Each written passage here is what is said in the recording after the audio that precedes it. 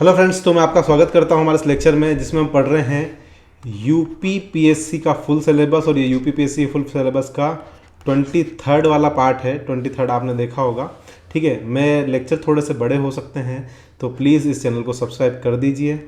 और साथ ही अगर आपने टेलीग्राम चैनल ज्वाइन नहीं किया है तो डिस्क्रिप्शन बॉक्स में टेलीग्राम चैनल का लिंक है, वहाँ पर आप ज्वाइन कर लीजिए। वहाँ पर मैं आपको ये पीपीटी और चीज़ें भी प्रोवाइड करा दूँगा।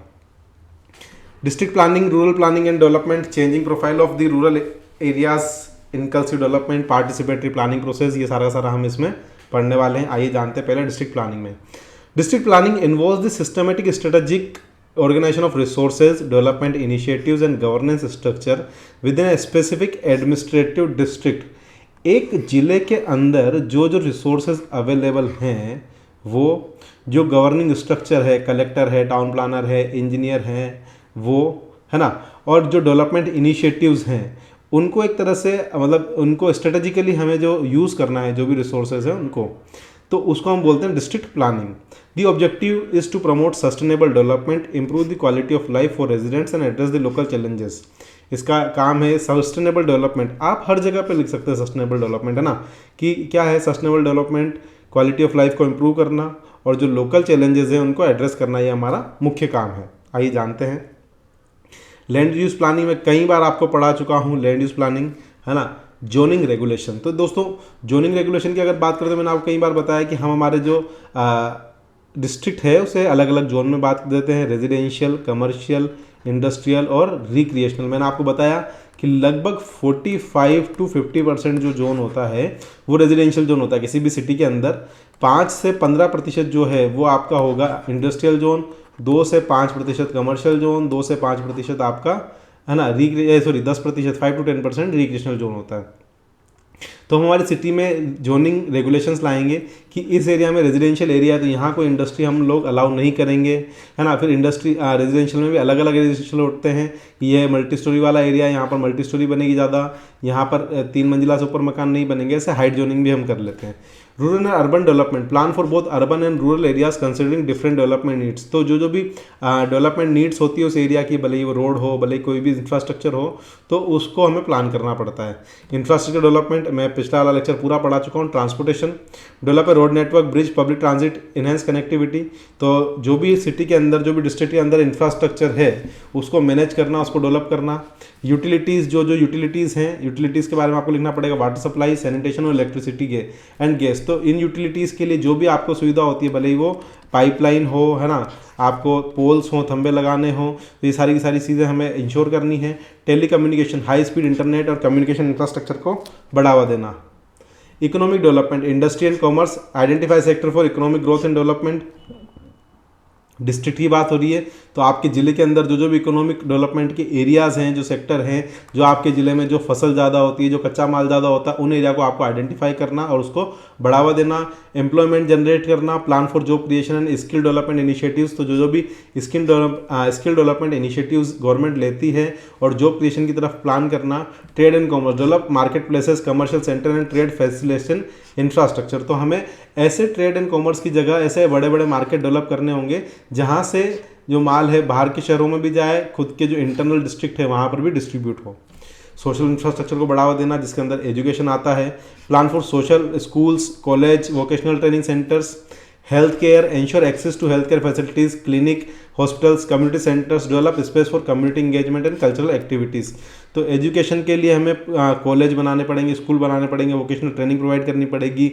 जो स्मॉल आपके जो पास के जो क्लिनिक होते हैं वहाँ से लेके बड़े हॉस्पिटल्स, वो सब आपको प्लान करने पड़ेंगे, उनके लिए जगह प्रोवाइड करनी पड़ेगी। कम्युनिटी सेंटर, जो कम्युनिटी को इंगेजमेंट करने के लिए अलग अलग कम्युनिटी के जो हॉल हैं, अलग अलग मंदिर हैं, उसके लिए आपको जगह प्रोवाइड करनी पड़ेगी। Housing and urban development, affordable housing, plan for housing projects to address the diverse need of the population. तो जो जो भी पॉपुलेशन की डाइवर्स नीड है ना, उसके अकॉर्डिंग हमें हाउसिंग प्रोजेक्ट बनाने पड़ेंगे। कहीं पर हमें बहुत बड़े बड़े जो प्लॉट हैं 2000 स्क्वायर फीट, 4000 स्क्वायर फीट, ऐसे प्लॉट भी देने पड़ेंगे। और कई जगह 350 स्क्वायर फीट, 500 स्क्वायर फीट, ऐसे प्लानिंग भी हमें निकालनी पड़ेगी। तो क्योंकि हाई इनकम ग्रुप को बड़ी ज़मीन चाहिए होती है, लो इनकम ग्रुप को छोटी ज़मीन चाहिए होती है, तो उनके अकॉर्डिंग हम हमारे जो भी हाउसिंग प्रोजेक्ट्स हैं, अफोर्डेबल हाउसिंग, उसको प्लान करेंगे। Urban renewal, address issue related to slums and blighted urban areas. तो अर्बन रिन्यूएबल कुछ जो इश्यूज आते हैं जो कि स्लम्स से रिलेटेड जो इश्यूज़ हैं उनको भी प्रोवाइड करना। Smart cities, integrated technology for efficient urban management and service delivery, तो इफिशिएंट अर्बन मैनेजमेंट और सर्विस डिलीवरी के लिए जो भी स्मार्ट सिटीज़ का प्रायोजन है, जो नरेंद्र मोदी गवर्नमेंट ने सो स्मार्ट सिटीज़ लाई थी, तो उसका ये इसके टेक्नोलॉजी के साथ आपको इंटीग्रेट करना है।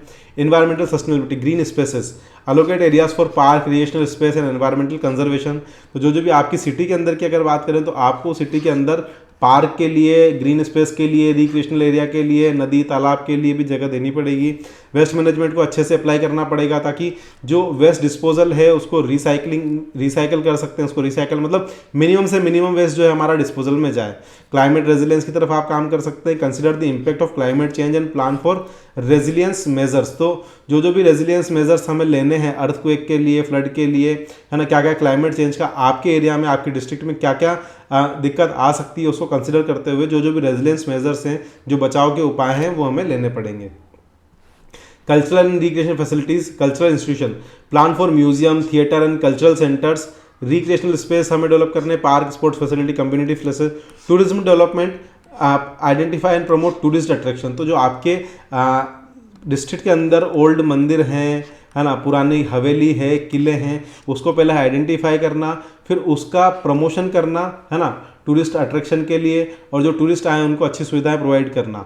Governance and administration, local governance structure, define administrative division and local governance structure, public service, ensure efficient delivery of public service of residents, digital governance, implement technology for transparent and efficient governance, जो भी transparent और efficient governance है उसके लिए हम digital governance, जैसे आजकल आपको पता है कि मैक्सिमम जो चीज़ें हैं वो ऑनलाइन हो चुकी है। आप किसी भी चीज़ के लिए आज की तारीख में मतलब 95% चीज़ों के लिए आप ऑनलाइन अप्लाई कर सकते हो, तो इससे क्या होता है कि ट्रांसपेरेंसी क्रिएट होती है और एफिशिएंट गवर्नेंस हमें देखने को मिलती है।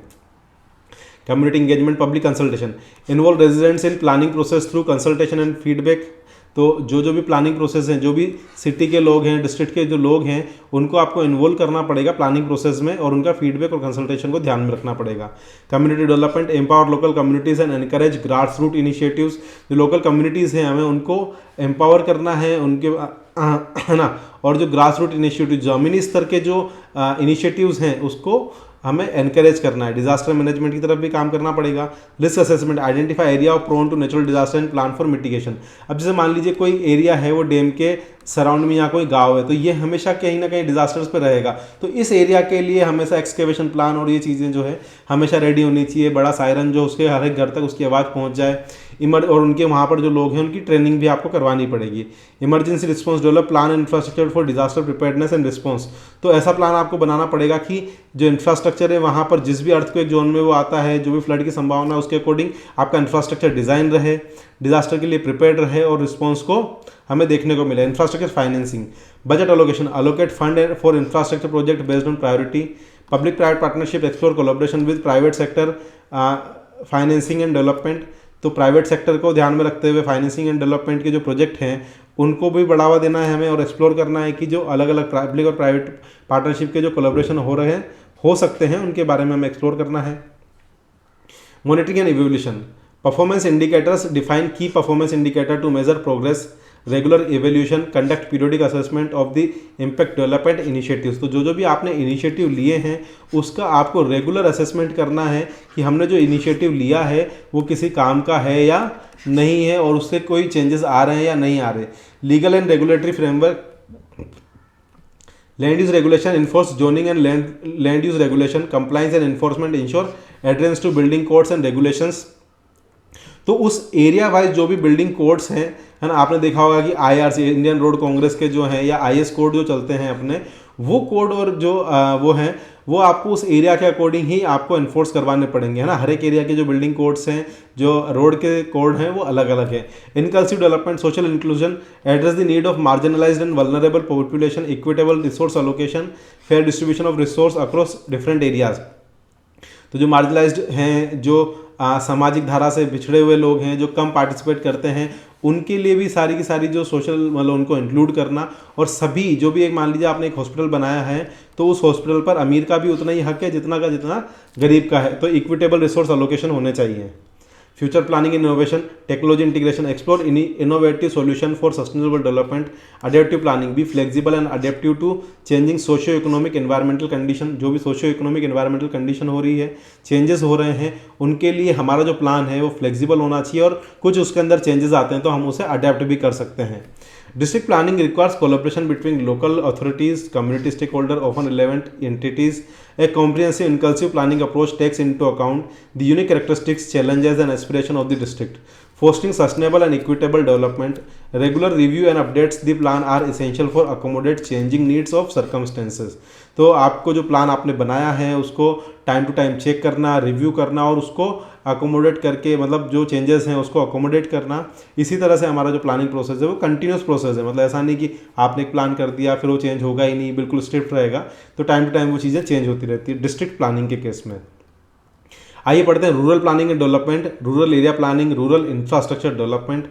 आई होप आप सबको अच्छे समझ में आ रहा होगा। आप अभी तक मेरा वीडियो देख रहे हैं और आपने अभी तक सब्सक्राइब नहीं किया है तो प्लीज़ इस चैनल को सब्सक्राइब कर लीजिए। साथ ही अगर आपने टेलीग्राम चैनल ज्वाइन नहीं किया है तो आप टेलीग्राम चैनल डिस्क्रिप्शन बॉक्स में जो लिंक है उस पर जाकर टेलीग्राम चैनल ज्वाइन कर सकते हैं।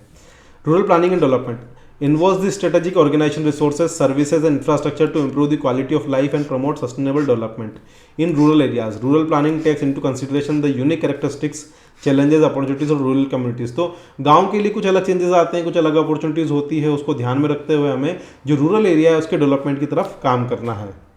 कम्युनिटी इंगेजमेंट, तो गाँव में सबसे ज़्यादा इंपॉर्टेंट है कि लोगों को आपको इंक्लूड करके काम करना पड़ेगा, नहीं तो बहुत ज़्यादा परेशानी हो सकती है ना। क्योंकि गाँव में क्या होता है कि लड़ाई झगड़े बहुत ज़्यादा होते हैं, लठ बच जाते हैं ना, अपनी लैंग्वेज में बोलते हैं। तो involve local communities in decision making process, तो उनकी इच्छा के बिना आप कोई काम नहीं करेंगे, उनको सबसे पहले इन्वॉल्व करेंगे। सबसे इंपॉर्टेंट जो गाँव के अंदर होता है कम्युनिटी इंगेजमेंट, नीड्स असेसमेंट, उनसे बात करेंगे और identify and prioritise the needs of aspiration of rural population. जो गाँव की जनसंख्या है उसकी क्या नीड है। अब वो चाह ही नहीं रहे कि वहाँ पक्का रोड बने, उन्हें सिर्फ एक खंबे पे लाइट चाहिए, तो आप पहले लाइट लगाएंगे उसके बाद आप रोड बनाएंगे, है ना। ठीक है, तो वो सारा के सारा चीज़ें हमें आइडेंटिफाई करनी पड़ेगी, प्रायोरिटाइज करनी पड़ेगी।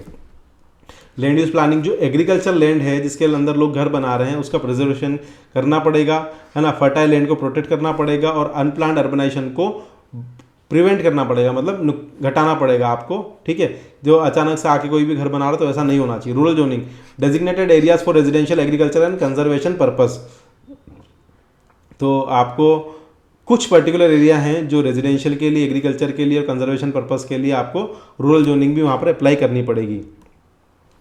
इंफ्रास्ट्रक्चर डेवलप करना पड़ेगा, रोड्स एंड कनेक्टिविटी। मैंने आपको बताया कि PMGSY, प्रधानमंत्री ग्राम सड़क योजना से जो गांव है उसको शहरों से जोड़ा जा रहा है ना। वाटर सप्लाई एंड सैनिटेशन, तो क्लीन वाटर गांव के लोगों को मिले, प्रॉपर सैनिटेशन फैसिलिटी मिले, एनर्जी एक्सेस हो, जो इलेक्ट्रिफिकेशन है वो एक्सपांड हो सके, renewable energy sources rural areas में प्रोवाइड किए जाएं। साथ ही साथ डिजिटल कनेक्टिविटी, जो इंटरनेट जो सुविधा आपको आपके शहर में मिल रही है वो गाँव में भी मिलनी चाहिए, ये आपको इंश्योर करना पड़ेगा as a planner.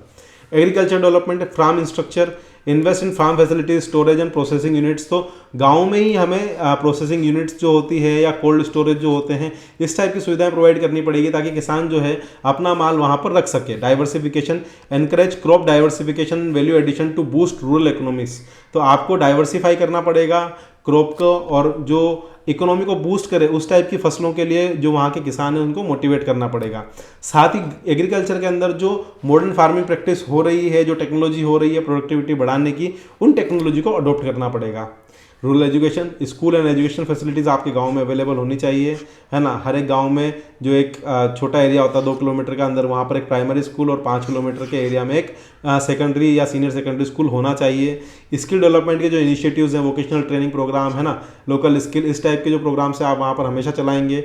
Digital literacy, integrate technology for education and skill enhancement, तो डिजिटल लिटरेसी आप करेंगे, मतलब लोगों को टेक्नोलॉजी और एजुकेशन मतलब स्किल एनहेंस करने के लिए आप टेक्नोलॉजी और एजुकेशन को इंटीग्रेट कर देंगे। हेल्थ केयर एक्सेस, तो वहाँ पर आपके लिए जो हेल्थ केयर क्लिनिक्स जो अवेलेबल हैं, रूरल हॉस्पिटल्स हैं, उनको अपग्रेड करना, नई मशीनरी प्रोवाइड करना।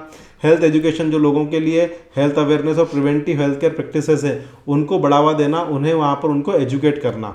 Rural housing, affordable housing facility housing programme to provide affordable and quality living condition, तो जो भी गांव के अंदर लोग रह रहे हैं उनके लिए एक अफोर्डेबल हाउसिंग प्रोवाइड की जाए।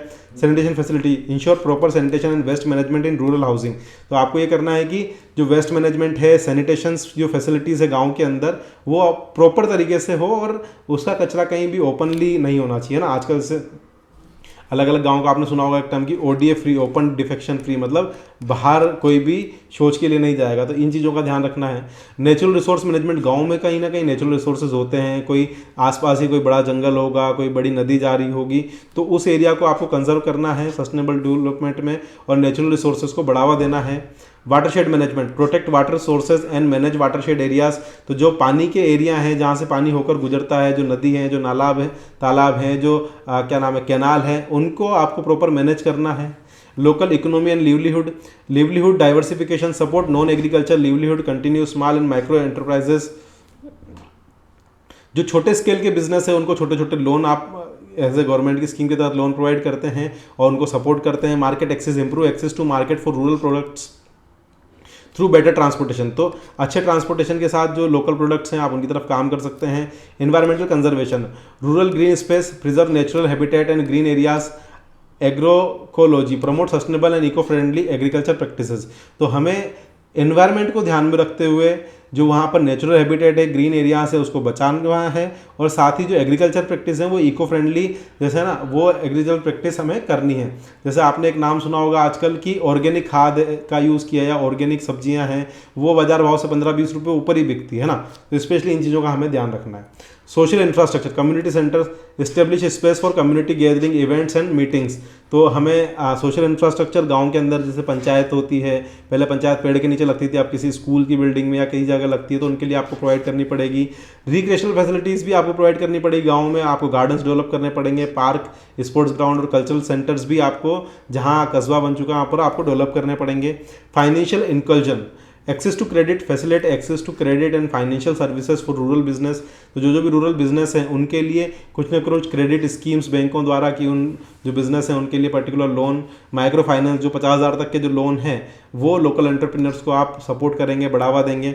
Disaster resilience, early warning system, implement system to alert communities about potential disasters, जो भी पोटेंशियल डिजास्टर्स हो सकते हैं तो वहाँ की जो कम्युनिटीज़ हैं उनके लिए अर्ली वार्निंग सिस्टम और उसके लिए उनको एजुकेशन, ट्रेनिंग, ये सब हमें प्रोवाइड करनी पड़ेगी।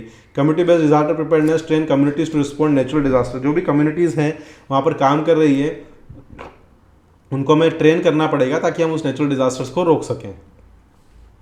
Inclusive development, social inclusion, address the needs of marginalized groups such as women, indigenous community, गांव के अंदर जो भी women's हैं, जो इंडिजिनियस कम्युनिटीज़ हैं उनको भी इंक्लूड करना है हर एक प्लानिंग प्रोसेस में। गांव में चीज़ें ऊंच नीच का जो है वो थोड़ा ज़्यादा देखने को मिलता है।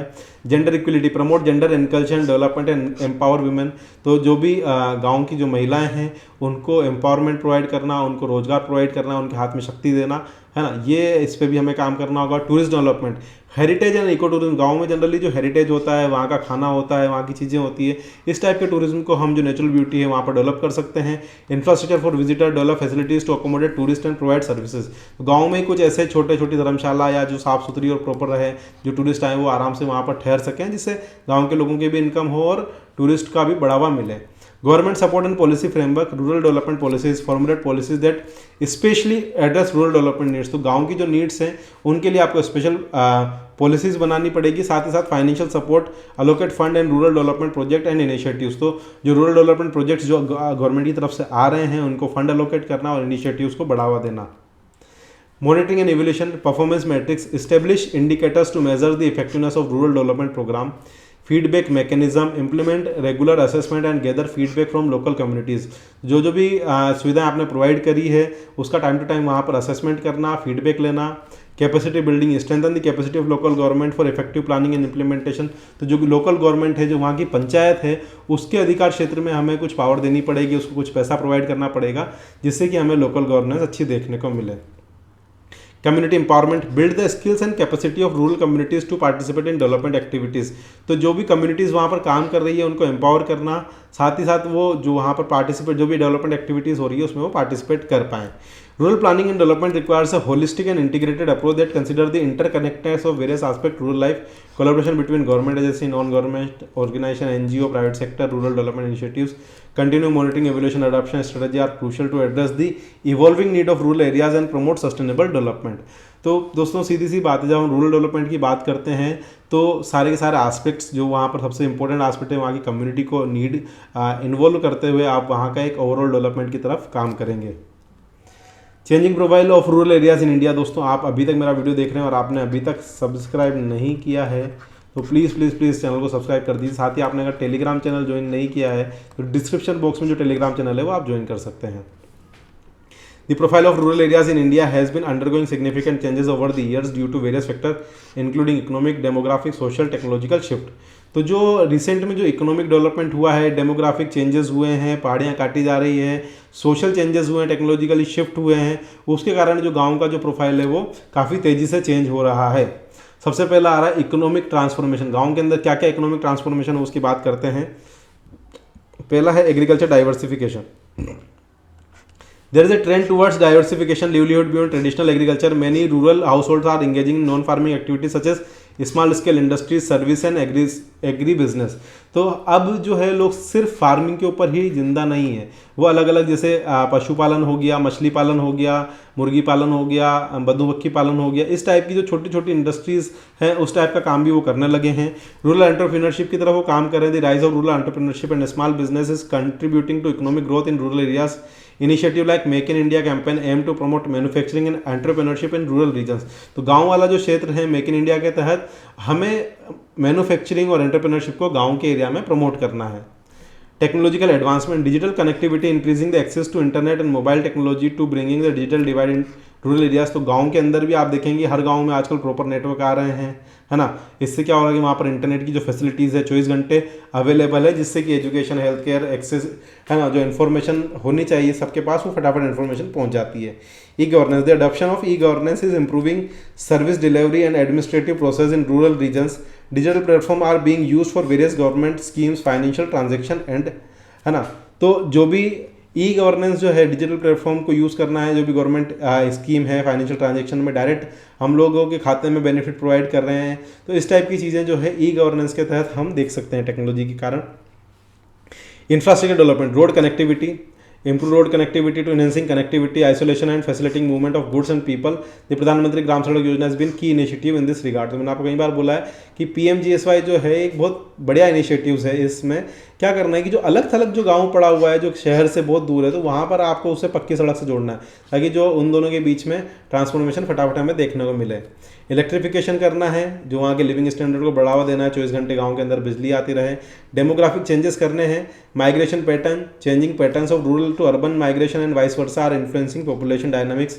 सम regions are experiencing reverse migration and individual returning to rural area due to factor like job opportunity, lifestyle, impact of कोविड-19 पेंडेमिक। तो माइग्रेशन पैटर्न जो हैं अभी कहीं रूरल से, गाँव से पहले जो है क्या होता था, रूरल से अर्बन में, सिटी के अंदर जा रहे हैं, लेकिन अभी कोविड-19 और जॉब अपॉर्चुनिटी की वजह से क्या करेंगे, वो वापस जा रहे हैं, क्योंकि वो देख रहे हैं कि यार यहाँ तो मैं जो है 12,000 की मेरी नौकरी है, पूरे दिन भर काम कर रहा हूँ, 12,000 रुपये कमा रहा हूँ, इतना तो मैं दूध बेच के ही कमा लूँगा, मेरे घर में 2 गाय है। तो वो अभी जो है लोगों के अंदर समझ बढ़ी और वहाँ काम कर रहे हैं। Educational attainment, increasing educational opportunities and awareness are leading higher educational attainment in rural areas, contributing to more skilled and informed population.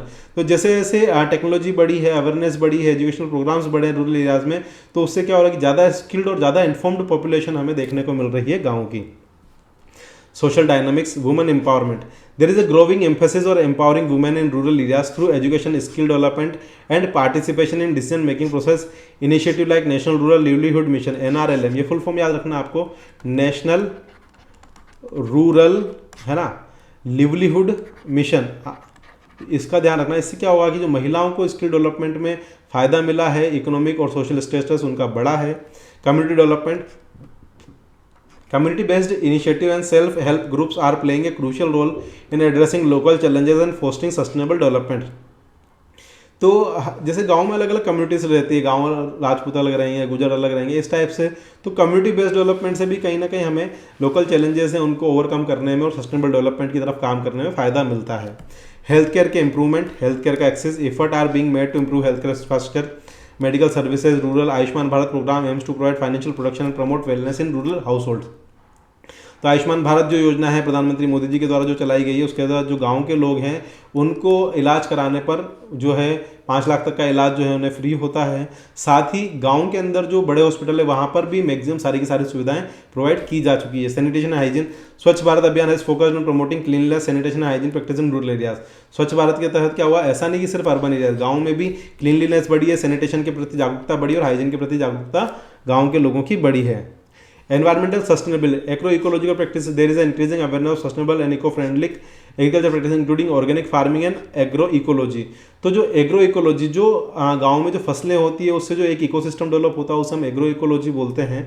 तो जैसे ऑर्गेनिक फार्मिंग हो गया, आप सिर्फ कोई केमिकल का यूज़ नहीं करेंगे, इस टाइप की जो है फार्मिंग उसको बढ़ावा दे रहे हैं। Renewable, the adoption of renewable energy sources such as solar power is gaining momentum in rural areas. तो रिन्यूएबल एनर्जी की जो है उनका अडॉप्ट करना, इस टाइप की चीज़ें जो है मोमेंटम गेन कर रही है। Government initiative, rural development programme, various government programmes scheme such as मनरेगा, Pradhan Mantri Awas Yojana are contributing to rural development and housing. तो Mahatma Gandhi National Rural Employment Guarantee, इसके अंदर क्या होता है कि जो गांव के लोग हैं उन्हें 100 दिन, अब शायद अभी बढ़ा दिया 125 दिन जो है हर व्यक्ति को एक मिनिमम वेजेस शायद 250 रुपये 235 रुपये ऐसा कुछ मिनिमम वेजेस है, उस पर हर व्यक्ति को काम मिलेगा। तो ऐसा होता है कि 125 दिन घर में आदमी काम कर लेता है, 125 दिन औरत काम कर लेती है। तो इस टाइप से जो गांव के जो बहुत ज़्यादा निम्न वर्ग के परिवार है उनको एक बेसिक जो उनकी रिक्वायरमेंट है वो पूरी हो जाती है। Financial inclusion initiative like Jan Dhan Yojana aim to promote financial inclusion and access to banking service in rural areas. Jan Dhan Yojana के तहत मोदी जी ने क्या करा कि 17 से 20 करोड़ जो खाते हैं वो खोल दिए, जिससे क्या हो रहा है कि अभी डायरेक्ट बेनिफिट ट्रांसफर हो रहा है उनके अकाउंट में। Cultural preservation and heritage, cultural revival, efforts are being made to preserve and promote indigenous culture, tradition and handicrafts. This includes initiative boost rural tourism. तो गांव का जो टूरिज्म है, जो कल्चर वहाँ पर है, जो पुरानी हवेलियाँ हैं, पुराने महल हैं, जो ट्रेडिशन है, जो वहाँ का फूड है, अगर उसको हम रिवाइव करके रखेंगे, उसमें जान डाल के रखेंगे तो इससे एक रूरल टूरिज्म को बढ़ावा मिलेगा। Climate change adaptation, agro ecology resilience, rural communities are increasingly focusing on climate resilient agriculture and sustainable water management practices. तो एग्रो जो सस्टेनेबल वाटर मैनेजमेंट प्रैक्टिस है, हम ऐसा नहीं कि नहर को तोड़ के, डैम को तोड़ के हम काम करें, है ना। The changing profile in rural areas in India reflects a complex interplay various factors ongoing efforts are being made to address challenges and leverage opportunity for sustainable development.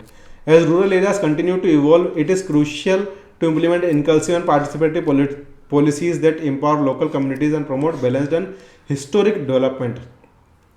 तो हो क्या रहा है कि गांव की जो प्रोफाइल है वो धीरे धीरे चेंज हो रही है।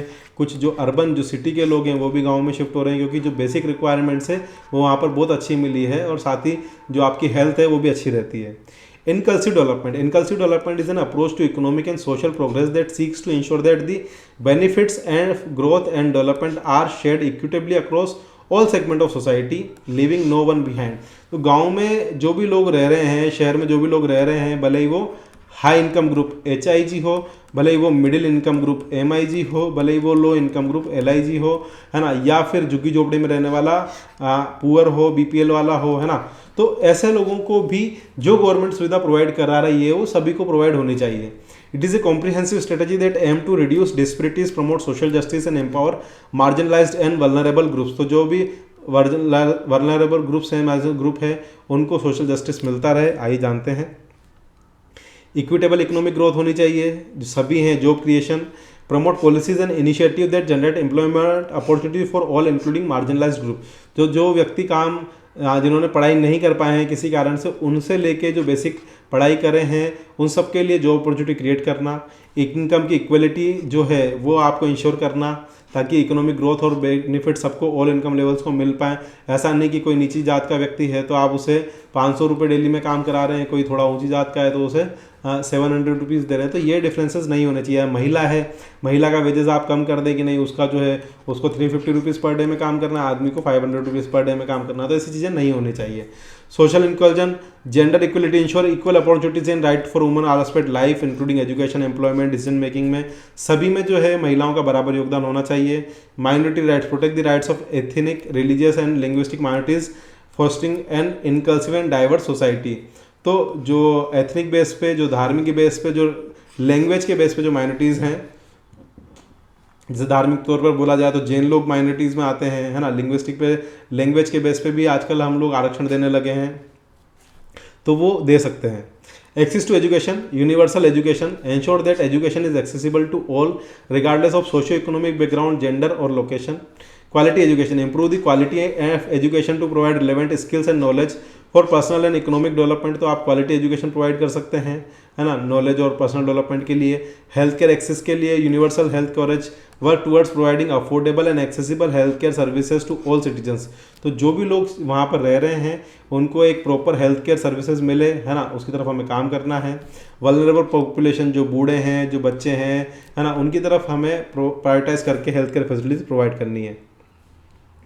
Social protection programme, safety nets, implement social safety nets programme to protect vulnerable population from economic shock and poverties. तो कहीं भी ऐसा सेफ्टी नेट्स, मतलब जो भी प्लान है, जो भी चीज़ें हैं, तो लोगों को एजुकेशन होनी चाहिए ताकि उनके साथ धोखा ना हो और इकोनॉमिक शॉक उन्हें ना मिले, गरीबी की तरफ वो ना डले। Pension and welfare, ensure that elderly or those unable to work have access to financial support. जो भी बूढ़े व्यक्ति किसी कारण से काम करने में असक्षम है, विकलांग है, दिव्यांग हैं, तो उन लोगों के लिए भी आप जो है पेंशन और वेलफेयर स्कीम्स प्रोवाइड कर सकते हैं। Infrastructure development, urban to rural to urban development, develop infrastructure that benefit rural and urban areas addressing regional disparities. जो भी उनके बीच के जो डिस्पैरिटीज़, जो ऊंच नीच है, जो भेदभाव है, उसको ध्यान में हटाते हुए आपको उनके बीच में इंफ्रास्ट्रक्चर डेवलप करना है। Accessibility, ensure that infrastructure accessible to all including people with disabilities. तो जो भी इंफ्रास्ट्रक्चर आप प्रोवाइड कर रहे हैं, बस स्टैंड बना रहे हैं, रेलवे स्टेशन बना रहे हैं, तो उसके अंदर सारी की सारी डिसेबिलिटीज़ वाले जो पर्सन हैं वो जा सकते हैं। Financial inclusion, access to banking service, promote financial inclusion by providing access to banking and financial services for all segment of society. Micro finance, जो माइनलाइज ग्रुप हैं उनको लिए, एंटरप्रेन्योर के लिए छोटे लोन जो 20,000 से 50,000, 10,000 से 50,000 तक के जो लोन है उसे हम बोलते हैं माइक्रो फाइनेंस, है ना। तो इस टाइप की सुविधाएं प्रोवाइड करनी है। Community engagement, participated decision making, involve communities in decision making process that affect their lives. तो हमें कम्युनिटीज़ को इन्वॉल्व करना है जिससे उनकी जो लाइफ है वो प्रभावित होती है। Community development, empower local communities to take charge of their own development through initiatives like community lead projects. तो हमें कम्युनिटी लीड प्रोजेक्ट्स पे काम करना है। Digital inclusion, digital literacy, promote digital literacy to ensure that everyone can benefit from opportunities offered by technology. जो भी technology opportunity afford कर रही है तो डिजिटल लिटरेसी वहाँ पर प्रोवाइड की जा सके, है ना। मतलब हमें जो है ना ऑनलाइन पढ़ाई के माध्यम को बढ़ावा देना है, कनेक्टिविटी को बढ़ावा देना है, communication, digital technology, access, internet का जो एक्सेस है उसको बढ़ावा देना है। Environmental sustainability, inculture environmental policies, है ना, implement policies that consider the impact of environmental decision on all communities including vulnerable population. तो ऐसा नहीं कि कोई वल्नरेबल पॉपुलेशन है, कोई कम्युनिटीज़ में है तो वो एनवायरमेंट को नुकसान पहुंचा सकता है, ऐसा कुछ नहीं होगा। एनवायरमेंटल के लिए आपकी क्लियर पॉलिसी होनी चाहिए, है ना। Community based natural resource management, involve local communities and sustainable natural resource management. जैसे कि आपने देखा होगा कि विश्नोइयों का, हमारे जोधपुर के अंदर एक विश्नोइयों का आंदोलन हुआ था, है ना, चिपको आंदोलन। उसमें क्या वो पेड़ के चिपक गए थे। तो ऐसी जो कम्युनिटीज़ हैं उनको वो वृक्ष लगाने के लिए जाने जाते हैं, मतलब पूरे, है ना। तो वृक्ष लगाने के लिए भी आप अलग अलग कम्युनिटी वाइज जो हैं उनको मैनेज कर सकते हैं ताकि हमारे सस्टेनेबल रिसोर्सेज को बढ़ावा मिले। Inclusive employment policies, diversity and inclusion in the workplace, encourage workplaces to adopt inclusive hiring practice and create diverse and inclusive environment. तो जो भी वर्क प्लेस है वहाँ पर अलग अलग जो भी आप नई टेक्नोलॉजी आ रही है उसको अडॉप्ट करते हुए आप काम कर सकते हैं। Social entrepreneurship, support initiative that promote entrepreneurship among all marginalised group. सभी लोग जो गांव के अंदर रह रहे हैं, महिलाएं, है ना, और जो निजी जाति के लोग हैं किसी कारण, है ना, तो ये भेद नहीं होना चाहिए। और सोशल एंटरप्रेन्योरशिप की तरफ जो है सभी लोगों को हमें बढ़ावा देना है, भले वो कैसा अमीर हो, गरीब हो, है ना। Legal and policy framework, anti discrimination law, enforce the strengthen law that prohibit discrimination based on gender, race, religion, disability और अदर फैक्टर्स। तो हमें एंटी डिस्क्रिमिनेशन लॉ लाने पड़ेंगे जो किसी भी धर्म के आधार पर, जेंडर के आधार पर, रिलीजन के आधार पर, डिसेबिलिटी के आधार पर उनसे भेदभाव नहीं करेगा। Social justice policy, implement policies that address historical and systematic inequalities. तो हमें सोशल जस्टिस, हमें ऐसी पॉलिसीज़ को बढ़ावा देना है जो कि सिस्टमेटिक इनइक्वलिटीज़ को बढ़ावा देगा, है ना। अच्छा, ऐसी पॉलिसी को बढ़ावा देना है जो सिस्टमेटिक इनइक्वलिटीज़ को मतलब एड्रेस करे। Global partnership, international cooperation, collaborate with international organisation other countries to address global inequalities and promote inclusive development on global scale.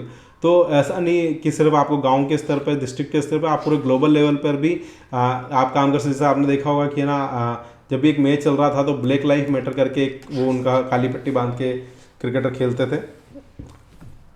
Monitoring and evolution, inclusive indicator, develop and use indicator that measures progress in terms of inclusive development, है ना। तो इस type से हमें proper develop करना है जो indicators हैं जो कि इनकल्सिव डेवलपमेंट को मेजर करें, उनका रेगुलर असेसमेंट करना है, जो स्ट्रेटजीज हैं उनको एडजस्ट करना है। Capacity building, skill development, provide training and skill development programme to all groups, empowerment programmes empower individual and communities to advocate for their rights and participate actively in development process. तो जो भी communities हैं, जो लोग हैं, उन सबको हमें एक तरह से बोल सकते हैं कि गांव के अंदर जो भी हम काम कर रहे हैं तो एक तरह से उनका अधिकार है कि वो एक्टिवली डेवलपमेंट प्रोसेस में पार्टिसिपेट करें। Inclusive development requires a comprehensive and integrated approach that involves government, civil society, private sector and international organization. It is not just about economic growth but also about ensuring that benefit of the growth are shared equitable, that everyone has the opportunity to participate in, contribute to the benefit from the development process। तो जो भी development process है उसे हर एक व्यक्ति को जो है बढ़ावा मिले और सभी को इंक्लूड करते हुए। इनकल्सिव डेवलपमेंट का मतलब है कि सभी को इंक्लूड करते हुए, कास्ट, जाति, है ना, और जेंडर, इनको नज़रअंदाज करते हुए सभी को हमें प्रमोट करना है, बढ़ावा देना है। इससे क्या होगा, हमारा देश तरक्की करेगा। दोस्तों, पार्टिसिपेटरी प्लानिंग प्रोसेस पे हम पहुंच गए हैं और आपने अभी तक मेरा वीडियो देख रहे हैं और अभी तक सब्सक्राइब नहीं किया है, गलत बात है, कुछ नहीं जाता। पहले मैं भी सब्सक्राइब नहीं करता था लोगों को, लेकिन अब मैं सबको करने लगा हूँ। तो आप लोग भी प्लीज़ सब्सक्राइब कर दीजिए। साथ ही टेलीग्राम चैनल अगर आपने ज्वाइन नहीं किया है, टेलीग्राम चैनल ज्वाइन कर दीजिए। सब्सक्राइब करने कुछ नहीं जाता यार, मोटिवेशन मिलता है। जैसे ही कभी देखते हैं ना कि आज 2 सब्सक्राइबर बढ़ गए, 5 सब्सक्राइबर बढ़ गए, तो एक मोटिवेशन मिलता है काम करने का। तो अगर आप ऐसा करेंगे तो मुझे अच्छा लगेगा। आइए पढ़ते हैं participatory planning process. Participatory planning is an inclusive and collaborative approach of decision making that involves the active participation of people who are affected by stake in particular development process. तो सभी को पार्टिसिपेटरी प्लानिंग प्रोसेस मतलब जो आपके area में जो भी community, जो लोग रह रहे हैं, सभी को ध्यान में रखते हुए काम करना है। Identify stakeholder. अब देखिए कई बार क्या होता है, अभी से मैं राजस्थान का उदयपुर का एग्जांपल लेता हूँ। मैं एक मीटिंग में था, वहाँ पर एनवायरमेंटलिस्ट थे, वो बता रहे थे कि यार हम एक पिछला लेक है, इसके अंदर बोट चला देंगे, 15 बोट बढ़ा देंगे, 20 बोट बढ़ा देंगे। सबका पार्ट सब हाँ बोल रहे थे। तो एक एनवायरमेंटलिस्ट आया, उन्होंने पूछा कि यार तुमने तो हाँ कर दी, लेकिन जो पानी के अंदर मछलियाँ रह रही है उनसे किसी ने पूछा, जो जीव जंतु रह रहे हैं उनसे किसी ने पूछा कि वो चाहते हैं या नहीं चाहते। फिर वो प्रोजेक्ट हटा दिया गया था। सबसे पहले हमें स्टेक होल्डर फाइंड आउट करने पड़ेंगे। कम्युनिटी मेंबर्स, जो भी पीपल्स हैं, आजकल जैसे पार्षद होते हैं ना, पार्षद आपके एरिया में, तो आपके एरिया को रिप्रेजेंट करते हैं। लोकल लीडर्स, जो कम्युनिटी के लीडर्स हैं, लोकल लीडर्स हैं, रिप्रेजेंटेटिव्स हैं, ट्रेडिशनल अथॉरिटीज़ हैं, वो, है ना। फिर सिविल सोसाइटी ऑर्गेनाइजेशन, जो एनजीओ के ऑर्गेनाइजेशन है, एडवोकेसी ग्रुप है, जो लोगों की एडवोकेसी करते हैं, लोगों का ध्यान रखते हैं, अधिकारों के लिए लड़ते हैं, ऐसे ग्रुप, है ना। तो ये कुछ स्टेक होल्डर्स हैं। फिर partnership, building partnership, government collaboration, work closely with local and regional government bodies to align participatory effort with official plan and policies। तो जो भी गवर्नमेंट पॉलिसीज़, जो भी रीजनल गवर्नमेंट वहाँ पर काम कर रही है, उसके साथ हमें काम करना पड़ेगा ताकि हम एक तरह से पार्टिसिपेट कर पाएँ जो भी प्लान हमारी सिटी के लिए हो रहा है। प्राइवेट सेक्टर का एंगेजमेंट बहुत ज़्यादा जरूरी है। Involve business and private organisation that may have an interest impact on the project. तो जो भी प्रोजेक्ट का ऊपर इंटरेस्ट ले सकते हैं, उनका कोई इम्पैक्ट आ सकता है, तो उनका इन्वॉल्वमेंट उसके अंदर बहुत ज़्यादा ज़रूरी है। क्योंकि आप सभी को लेके प्लानिंग प्रोसेस कर रहे हैं तो ऑब्जेक्टिव और स्कोप आपको डिफाइन करने पड़ेंगे। Clarify goals, clearly articulate the objective of the planning process and specific issue to be addressed. तो जो भी आपके यहाँ पर प्लानिंग, जिस भी चीज़ को लेकर आप फ्लाईओवर बना रहे हैं, भले आप क्या नाम है कोई लेक का नवीनीकरण कर रहे हैं, लेक साइड व्यू बना रहे हैं, रिवर फ्रंट बना रहे हैं, उसका प्रॉपर प्लान होना चाहिए, गोल क्लियर होना चाहिए। साथ ही उसका एक स्कोप कि इससे हमें क्या फ़ायदा होगा, है ना, और क्या क्या अचीवेबल आउटकम्स है, वो भी आपको स्कोप सेट करने पड़ेंगे। Capacity building, training and awareness, provide training and awareness programme to empower community members with knowledge and skills necessary to active participation. तो एक्टिव पार्टिसिपेशन के लिए जो भी चीज़ें जरूरी होती है उसको हम ट्रेनिंग और अवेयरनेस के माध्यम से गाँव तक, शहर तक, हर एक व्यक्ति तक पहुँचाएंगे। Information sharing, ensure transparent communication by sharing relevant information about the planning process and its objective. जो भी प्लानिंग प्रोसेस हम कर रहे वाले हैं और उसका जो ऑब्जेक्टिव है उसको हम अलग अलग माध्यम से, भले ही वो न्यूज़पेपर का माध्यम हो, व्हाट्सएप ग्रुप का माध्यम हो, सिटी के सोशल मीडिया ग्रुप्स हो, उनके माध्यम से शेयर किया जाएगा। Facilitation and mediation, facilitators appoint facilitators and mediators who can guide participatory discussion ensuring that all voices are heard and represented diverse perspective। तो इसमें क्या होता है, जनरली जो रिटायर्ड जज होते हैं, जो रिटायर्ड वकील होते हैं, उनका एक पैनल होता है, वो एक तरह से बीच का काम करता है ना। इधर आपके जो कम्युनिटी हैं वो लोग हैं, इधर आपकी सरकार है, इनके बीच में कोई मतभेद होता है तो वो मीडिएशन के थ्रू सोल्व होता है। कॉन्फ्लिक्ट को भी हम ऐसे ही सुलझाते हैं पॉजिटिव और इनकल्सिव एटमोसफियर को करके, है ना। Community consultation, public meeting, organise town hall meeting, workshop and focus group discussion to gather input from community members. तो जो भी बोल सकते हैं कि टाउन हॉल्स या मीटिंग हॉल्स हम बना सकते हैं, पब्लिक मीटिंग से हम वहाँ पर एक इनपुट को गैदर कर सकते हैं। सर्वे और क्वेश्चनर का भी हम यूज़ कर सकते हैं डेटा कलेक्ट के लिए, क्या क्या प्रेफरेंस है, क्या क्या नीड्स हैं, क्या क्या प्रायोरिटीज़ हैं, उसको ध्यान में रखते हुए आपको एक कागज़ बनाना होता है सर्वेयर, है ना। उसके अंदर अलग अलग तरीके से लिखा होता है। मेरा शायद अभी इसी के स्टार्टिंग में वीडियो भी है ना, तो वो भी पूरा वीडियो आप देख सकते हैं। Mapping and visualization, special analysis use mapping and visualization tools to help communities understand the impact of different planning options। तो उन्हें आपको दिखाना पड़ेगा, विजुलाइज कराना पड़ेगा कि भैया आपके यहाँ पर अगर ये रिवर फ्रंट बनेगा तो इससे ये फ़ायदा होगा, है ना। तो आजकल तो डिजिटल टूल आ गए हैं कि आप उन्हें बना के दिखा सकते हैं पहले 3D ड्राइंग से। Community mapping, encourage community members to map local resources, challenges and aspiration. तो जो भी कम्युनिटी के वहाँ पर जो वहाँ रिसोर्सेज हैं, जो चैलेंजेस आते हैं, जो उनकी एस्पिरेशंस है, उन सबको वो बोल सकते हैं मैप करें कि हमें ये चाहिए, हम इस चीज़ की, हमारे यहाँ के रिसोर्सेज हैं, ये हमारे चैलेंजेस हैं और ये हमारी एस्पिरेशंस हैं। Visioning and goal setting, community का vision, facilitate discussion to develop a shared vision for the community और प्रोजेक्ट। जो भी प्रोजेक्ट और जो भी कम्युनिटी के लिए प्रोजेक्ट आ रहा है उसका एक कुछ ना कुछ विजन होना चाहिए। और प्रायोरिटीज़, उसके अंदर भी जो भी प्रायोरिटीज़ है, भले वो फंड कलेक्शन हो या कोई पर्टिकुलर पार्ट है, उसको पहले कंप्लीट कराना, ये गोल पहले आपको सेट करने पड़ेंगे। Action planning, developing strategies work collaboratively to formulate action plans that outline specific steps and responsibilities. Resource allocation, discuss and decide on allocation of resource considering both financial and human resources। तो जो भी वहाँ पर लोग रहते हैं वो और जो फाइनेंशियल रिसोर्सेज हैं उनको आपको अलोकेट करना पड़ेगा और उनको डिसाइड करना पड़ेगा कि यहाँ से हम फाइनेंशियली कुछ अर्न कर सकते हैं। Decision making process, census building, strive for consensus in decision making, ensuring that decision reflect the shared interest and value of the communities. तो सबको साथ में लेके आपको कोई भी डिसीजन बनाना है, जो भी प्रोजेक्ट आप लेके आ रहे हैं तो वो सबके साथ होना चाहिए। डेमोक्रेटिक प्रोसेस, है ना, पंचायत के माध्यम से या वार्ड पार्षद के माध्यम से, है ना, ग्राम पार्षद के माध्यम से हम हमारी जो वॉइस है वो एक के बाद एक आगे पहुँचा सकते हैं। Implementation, collaborative implementation, foster partnership between community members, government agencies and other stakeholders to implement and agreed upon plans. Monitoring process, establish mechanism for monitoring and evaluating the process of the implementation। तो जो भी project के लिए आपने process बनाया है उसको progress को मेजर करने के लिए, एवेल्यूएट करने के लिए, इंप्लीमेंट करने के लिए कुछ ना कुछ आपके पास एक मैकेनिज्म होनी चाहिए। Feedback and adaptation, feedback loops, create feedback mechanism to allow continuous input and adjustment to the plan.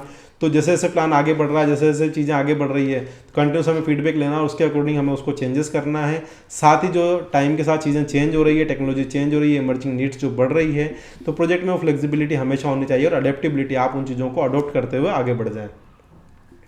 Evolution, assessment of outcomes, evaluate the outcome and impact of participatory planning process. तो आपको ये assessment of outcome, जो भी outcome आ रहे हैं उसको evaluate करना, है ना, उसका क्या फ़ायदा आ रहा है, क्या नुकसान हुआ, कितना हमारा पैसा लगा, क्या एक्चुअल में ये वर्थ था या नहीं था। और साथ साथ जो लर्निंग अपॉर्चुनिटीज़ है उनका भी हमें स्पेशली ध्यान रखना है फ्यूचर प्लानिंग इनिशिएटिव्स के रूप में। Documentation and communication, document process, keep detailed records and participatory process including discussion, decision and outcomes. Communication strategies, communicate progress and outcome all stakeholder, maintaining transparency and accountability। तो communication की strategies जो हैं, जो सभी stake holders हैं उनको properly communicate कर दिया जाए और ट्रांसपेरेंसी उनके बीच में और अकाउंटेबिलिटी, कोई चीज़ उनसे शेयर की गई है तो वो उसके लिए अकाउंटेबल हैं और ट्रांसपेरेंट हर चीज़ को रखेंगे, कुछ भी छुपाएंगे नहीं, इसका ध्यान रखा जाए। Celebrating success, recognition, acknowledge the celebrate and achievement of success of the participatory planning process. तो अगर लोगों ने उसमें अच्छे बढ़ चढ़ के पार्टिसिपेट किया गया है तो उनको रिकॉग्नाइज किया जाए, है ना, उनको सम्मान दिया जाए, कम्युनिटी को एम्पावर किया जाए, है ना, ओनरशिप के लिए, और एक कम्युनिटी के अंदर कि हाँ ये जो भी विकास हो रहा है ये हमारे लिए हो रहा है और हमारे से ही हो रहा है, हम जो टैक्स भर रहे हैं वो कहीं ना कहीं उनके अंदर एक ओनरशिप होनी चाहिए। Participatory planning is a dynamic and iterative process that recognizes the importance of local knowledge and perspective by engaging communities and stakeholders. directly in the planning process. It promotes sustainability, local relevant development outcomes. The success of participative planning relies on the community to inculcate transparency, ongoing collaboration among all stakeholders involved. तो जो भी stake holders involve हैं उनके बीच में transparency, collaboration इनको बढ़ावा देने के लिए एक तरह से पार्टिसिपेटरी जो प्लानिंग प्रोसेस है वो बहुत ज़्यादा ज़रूरी है। आई होप आप सबको बहुत अच्छे समझ में आया होगा, और आया है और आपने सब्सक्राइब नहीं किया तो बहुत गलत बात है, तो सब्सक्राइब कर दो।